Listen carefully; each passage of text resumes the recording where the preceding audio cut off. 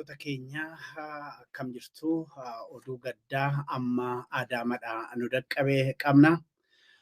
Abbaa qabsoo bilisummaa Oromoo keessaa tokko kan ta'e aartistiin jaalatamaan beekamaan Nuhoo Goobanaa boqochuu maatiin isaanii OMN'tti bilbilaan himan. Aartist Nuhoo Goobanaa kan boqote hospitaala Adaamaa keessatti argamu ta'uu maatiin isaanii nutti himan. Hangaftoota aartistoota Oromoo keessaa tokko kan ta'e aartistiin qabsaan sabaa Nuhoo Goobanaa har'aa yeroo boqotu gadda guddaatu nutti dhaga'ama. Gaddi keenya duwwaa miti kan uummata Oromooti jedhan maatiin isaanii. Nuhoo Goobanaa sirboota warraaqsaa, siyaasaa, hawaasummaa fi kan biroo hedduu Oromoo fi Oromiyaadhaa aartistii gumaachedha. Aartist Nuhoo Goobanaa dhibee narviitiin yeroo dheeraadhaaf dhibamaa yookiin dhukkubsataa erga ture booda har'a magaalaa Adaamaa hospitaala yookiin mana haakimii achitti argamutti boqotuu isaatii maatiin isaanii bilbilaan kan nutti himan. OMN maatii isaatii fi uummata Oromoo bal'aadhaa fi hawwii jajjabina hawwina. Mee egaa dhimma kana ilaalchisee keessattuu dhimma kana hordofuudhaanii boqochuu Nuhoo Goobanaa hordoftee kan nu biraan geesse Masarata Dhaabaa Finfinneerraa karaa sarara irratti argamti. Masarata Dhaabaa egaa baga nagaan dhufteen jedha. Gadda guddaadha uummata Oromoo akkasumas aartii Oromootii fi mee maal nutti himta dhimma kana hordofaa turte? Gabaayinaatti dhagahamaa Nuhoon hin boqotechaadha. Nuhoon aartistii qabsaa'aa abbaa araaraa jaarsa abbaa tokkummaa abbaa nageenyaa ture. Ummataaf otoo jiraatu saba isaatiif otoo jiraatu kaayyoo isaatiif otoo jiraatu jireenya dhuunfaa isaa otoo mijeeffatin akkuma walii gadi ijoollee jaawwaaritti otoo hin boqatin mana isaa jireenya isaa ijoollee otoo hin jedhin dhumarratti boqonnaaf gahee jechaadha gahaarra.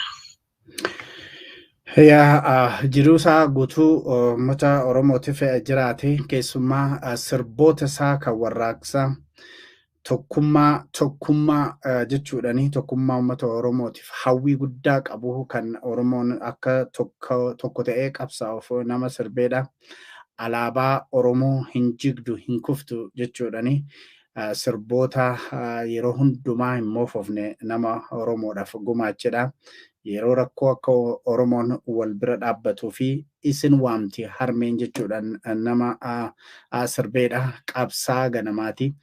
Namoota nama akkanaa egaa dhabuun Oromoodhaafis akkasumas aartii Oromoo keessatti dhiibbaa akkamii qaba? Lammata immoo hedduuf jala qeerroo hedduu biqilcheeti kan guddiseeti kan darbe. Kana maal jetta Masarati keessattuu yeroo dheeraaf hordofaa turte dhimma Nuhoo Goobanaa? Nuhoon nama tokko miti beektaa nama tokko miti. Gahee Oromoota kumaatamatti lakkaa'amuuti kan kafalee darbee mata dureen inni irratti sirbine hin jiru. Sirboota isaa baay'een dhaggeeffadha. Kanaaf jaalala yoo kaaste jira, tokkummaa yoo kaaste jira, gadadoo fi gadda uummata Oromoo yoo kaaste jira, waa'ee tokkummaa faarsee jira, sirbee jira, lallabee jira, waa'ee nageenyaas, waa'ee jaalalaas, waa'ee nageenya maatiis, waa'ee dubartiis. Kanaaf Nuhoon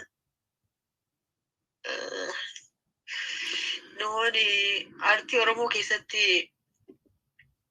simboo yookiin fakkeenya aartii Oromooti jechuun hin danda'ama. Kanaaf isa argachuuf egaa umrii isaatii ol ifaajuu barbaachisaa. Bira kanatti sanuu cichoominaan kaayyoof jiraachuudhaan asiif dhalootaaf fakkeenya ta'anii darbuu waan guddaadha. Haacaaluu bakka buusee ture jari lachuu wal fudhatanii kanaaf gadda guddaadha. Caaluu bakka buusee dhugaadhuma keeti mee kana caalaa hin qabu masarat yeroo baay'ee Nuhoo Goobanaa yeroo inni dhukkubsatus biraan hin dhabamtu turte maal dhaammata yeroo baay'ee isinitti warra dhaloota haaraatti maal dhaammata ture? Nuhoon keessattuu waggaa afurii as baay'een isa hordofaa ture. Waan tokko dubbatee ibsatee yookiin yaada isaa sirriitti ibsachuu hin danda'u. Yaada isaa hunda imimmaaniin ibsata ture. Dhugaadhaa waamicha isaaf mana binna jennee kaaneen Oromoonni hedduu birmatanii fi jiranii akka barbaanneetti galmaan gahuu baannus warratti akka taanes taanu mana isaatti galchinee yoo xiqqaate reeffi isaa mana isaa keessaa bahuuf jira jechaadha. Kanaaf baay'ee gammachuu qaba ture. Yeroo gabaabaa kanatti hin du'a jedhee si yaadne ture maaliif fooyyee jira fayyee jira naan jechaa turani. Kanaaf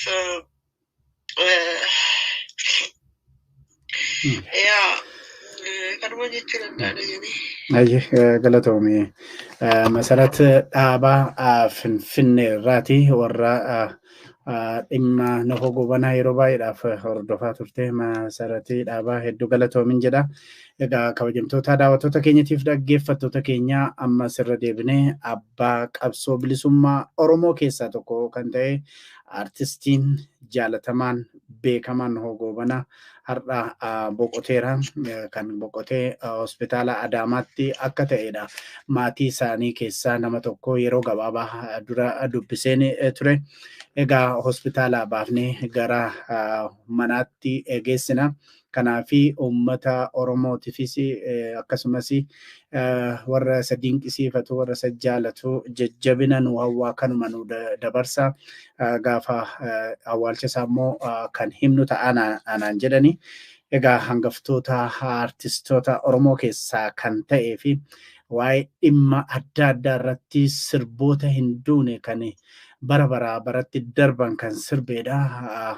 Artistii Nuhoo Goobanaa keessattuu sirbisaa tokkummaa yaa ilmaan Oromoo tokkummaa jedhu yeroo hundumaa artistoonni jalaa dhufan illee wal harkaa fuudhanii sirbani iddoo guddaa Oromoo keessatti sirba qabudha. Akkasumas alaabaa Oromiyaa hin kuftuu hin jigdu jechuudhani alaabaa Oromiyaatii fi sirbinni sirbee kan yooma yaadatamudha. Bara rakkootti immoo Oromoon Oromoodhaaf akka birmatu inni ala jiru isa keessa jiruuf inni keessa jiru saalaatiif akka birmatu isin waamti armeen jechuudhani sirboota hedduu kan warraaqsaa kan jaalalaa kan hawaasummaa kan maatii nama sirbee waan boonsaa hojjetee jiruusaa keessatti otoo qabsoo Oromoo irraa ija tokko libsatin nama dhumarratti egaa lubbuunsaa darbiteedha.